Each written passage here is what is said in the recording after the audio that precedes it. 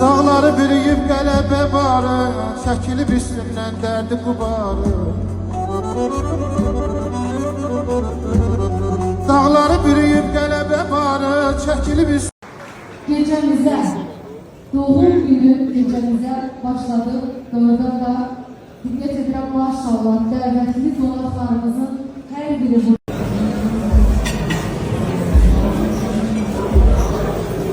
Fəxr edirəm ki, mənim üçün çox böyük əziyyət çəkib idman sahəsində və hər birinizin qarşısında səmimi qəlbdən baş əyirəm və bir gözəl atalar sözü var, deyir: yığılın, yığılın başıma ey dostlarım, mənim bir günüm də sizsiz olmasın. Meşələr sultanı, meşələr şahı, aslanın özü də yalqız olmasın.